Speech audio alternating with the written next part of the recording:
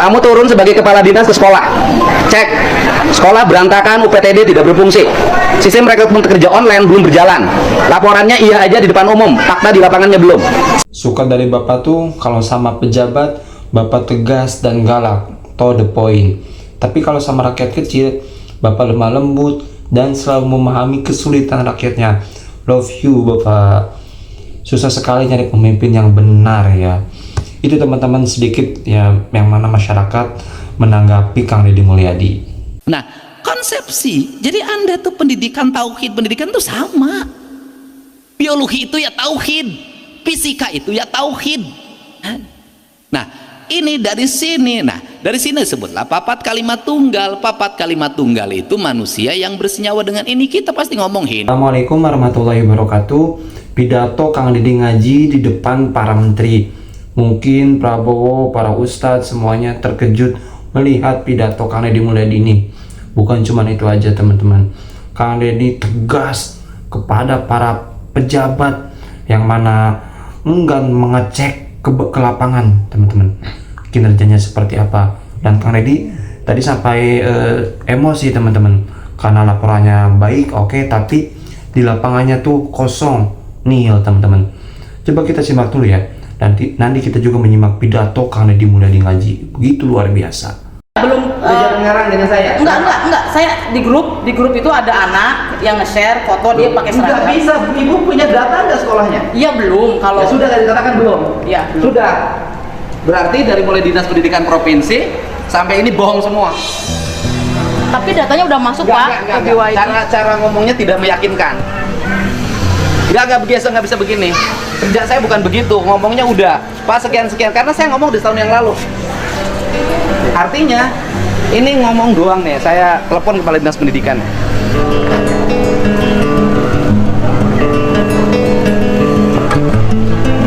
Saya siapapun ya yang kerja nggak bener ya.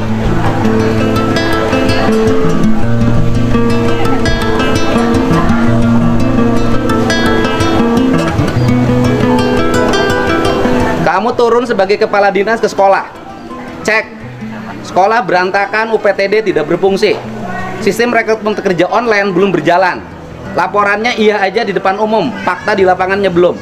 Semua orang cerita ketemu ke saya, Kang Deddy kesurupan ya. Iya, saya bilang saya kesurupan mau. Kenapa? Saya marah karena beberapa orang pinter ingin merubah bambu menjadi pisang. Sebuah komoditi ecek-ecek dalam pandangan saya. Kenapa? Karena gunung itu akan longsor, mata airnya akan tercerabut, tradisinya akan berubah. Masyarakat yang tenang, yang damai, yang santai, cukup menunggu bambu ditebang, dikirim kemudian menjadi uang, akan menjadi masyarakat yang setiap hari berputar otaknya agar pisangnya menjadi panjang, agar dalam setiap waktu dia harus bersaing, menjadi stres dan depresi. Buat apa Anda hidup kalau depresi? Buat apa Anda kaya kalau depresi? Buat apa guru mendapat sertifikasi kemudian melahirkan depresi baru? Karena apa? Karena dengan sertifikasi itu Anda mengambil Avanza baru. Dengan sertifikasi itu juga Anda mengambil motor baru. Sehingga gaji yang diprediksi bahwa guru dengan sertifikasi akan sejahtera terbalik, semakin beban hutangnya semakin tinggi, stres lagi ngajarnya. Bukan tidak setuju sertifikasi, tapi pola pemikiran yang dirubah. Nah, kenapa saya tentang itu? Kenapa? Karena ada kebudayaan yang belum tergali. Saya katakan ada falsafah congo nyurup karena puhu sangkan paraning dumadi manunggali kaulah Gusti dari di sini mulai pendidikan. Nah, ini akan tercerabut. Saya bilang ketika tercerabut maka catchment area menjadi hilang. Ketika catchment area menjadi hilang, maka ketika berpikir jatiluhur bukan lagi berpikir bagaimana mengelola air, tapi berpikir bagaimana mencegah longsor lagi. Otak bangsa semakin rusak lagi.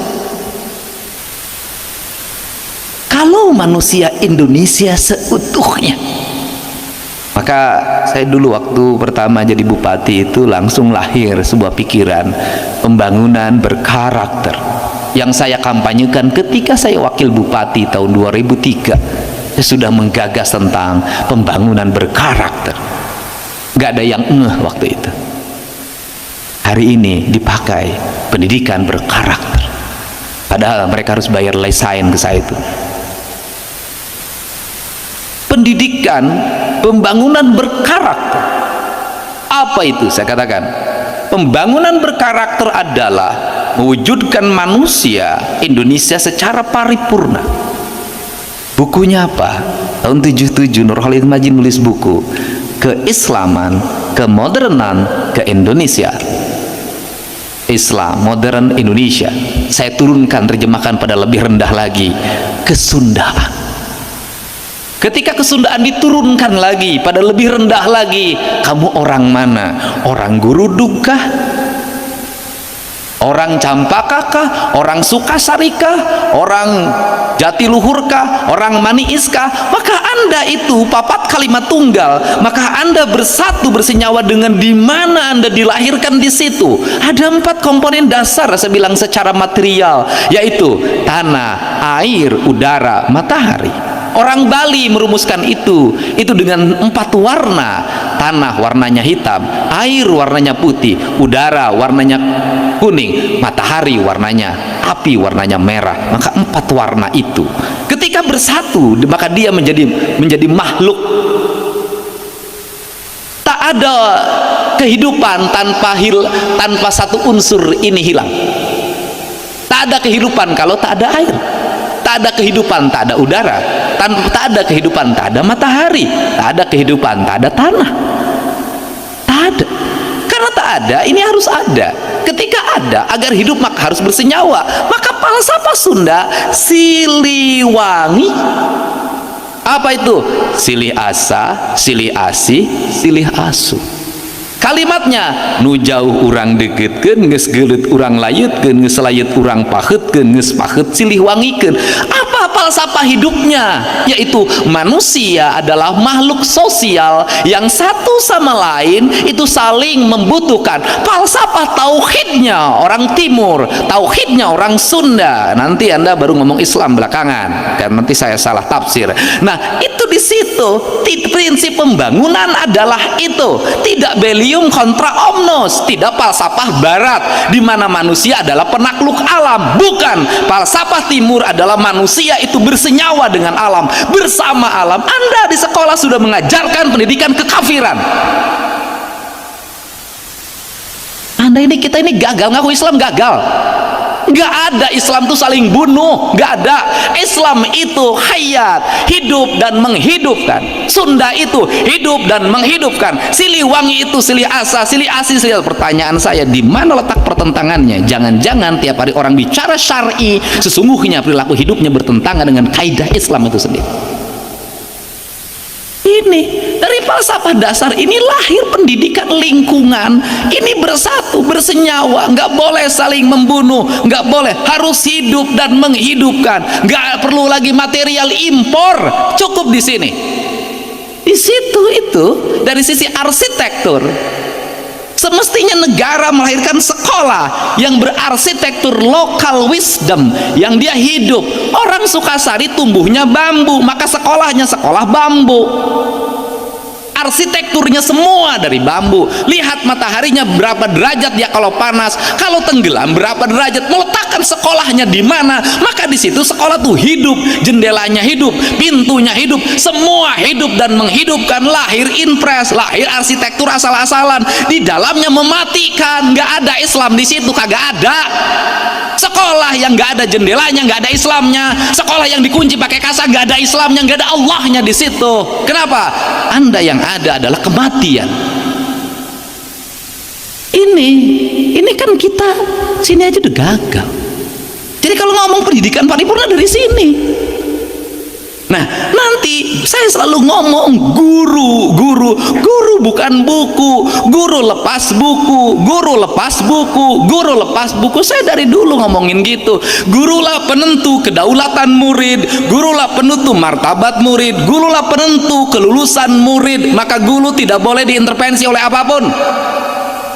Tidak boleh diintervensi oleh kurikulum, tidak boleh diintervensi oleh kepala sekolah, tidak boleh diintervensi oleh dinas pendidikan, oleh menteri sekalipun. Dia adalah guru, kedudukannya lebih tinggi dari menteri. Ya guru diatur-atur. Maka lahirlah guru yang merdeka, bukan guru yang terjajah. Guru yang merdeka adalah merdeka belajar. Maka dia mengajar di depan muridnya berdasarkan apa? Berdasarkan la ilaha illallah, asma Allah, bismillahirrahmanirrahim. Dia ngajar di sini. Dia dipandu oleh siapa? Oleh nur, oleh cahaya. Hei, ini Dedi, bukan ini Budi. Tanya muridmu, ibumu kemana tiap hari? Ibu saya ke pasar. Baru ibu pergi ke pasar. Ibumu kemana? Ke sekolah ngajar. Ibu pergi ke sekolah. Jangan dibikin asing. Saya waktu SD kelas 1 sudah dibikin asing. Ibu pergi ke pasar. Pan inung aing masa bulan sekali ke pasar. Bisa. Ini Budi, ini Dedi. Tidak. Maka pelajaran pertama ketika masuk kelas, kenalkan dirimu. Siapa dirimu? Tulis. Ini Dedi. Genetikanya apa? Turunan siapa? Golongan darahnya berapa? Golongan darahnya apa? Tinggi badannya berapa? Maka di situ lahirlah ilmu genetika, lahirlah ilmu biologi. Terus mengenalkan dirinya dulu, nggak berlarang lain. Terus bakatmu apa? Kalau sudah bakatmu apa, ya sudah, kamu bergerak di sekolah sesuai dengan bakatmu. Maka sekolah nggak ada ranking. Maka sekolah merdeka, nggak ada yang pinter, nggak ada yang bodoh. Setiap orang merdeka, hidup besar, mencapai masa depannya, menuju kemuliaan hidupnya berdasarkan bakat yang dimilikinya. Merdeka. Guru tugasnya memandu. Ini standar dasarnya calistung, baca, nulis, ngitung. Nggak bisa ngitung ditukar dengan kalkulator, nggak bisa. Secanggih apapun perkembangan teknologi, metodologi ini tetap harus dilakukan. Kenapa? Itu pelatihan otaknya agar bergerak. Anak-anak belajar stres. Jadi kalau di sekolah stres nggak apa-apa. Karena apa? Karena orang stres itu adalah orang yang normal. Orang yang nggak normal tuh nggak stres lagi. Jadi orang gila tuh orang yang sudah merdeka dari stres. Jangan dipikir, loh, Anda ketika melihat orang gila stres jelema teh salah. Dia tuh sudah terbebas dari stres.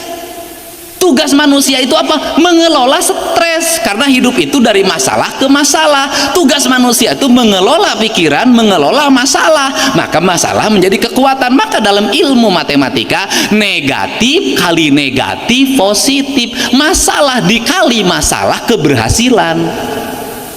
Jadi saya seperti ini, saya hidup bersyukur. Dari mana bersyukur? Dilahirkan jadi orang miskin. Bersyukur bapak saya anaknya 9, saya anak paling bungsu. Bersyukur. Ulama senang hidupnya, tidak terlalu berat, nggak seberat saya. Pendidikannya sedikit, nggak menurut saya kurang nyaman. Kenapa? Jadi kalau ngomong ke sekolah tanpa jajan, saya dulu ke sekolah tanpa jajan tapi terpaksa sabab uang jajan. Tapi dengan keterpaksaan itu, maka saya bikin nasi di rumah. Karena minyak gorengnya harus dibagi, minyak keletiknya dibagi untuk goreng, nanti goreng ikan asin siang. Maka pagi-pagi saya hanya cukup pakai sangrai, sangu, pakai uyah, sederhana. Ternyata sekarang sangrai sangu itulah makanan paling sehat bagi saya karena terbebas dari minyak goreng. Sederhana. Nah, konsepsi. Jadi Anda tuh pendidikan tauhid, pendidikan tuh sama. Biologi itu ya tauhid, fisika itu ya tauhid. Nah, ini dari sini. Nah, dari sini disebutlah papat kalimat tunggal. Papat kalimat tunggal itu manusia yang bersenyawa dengan ini. Kita pasti ngomong Hindu, Sunda Wiwitan, Keharingan, Kejawen, pasti ngomongnya ini. Kita ini kan kacau banget. Ini loh, saya bilang terus.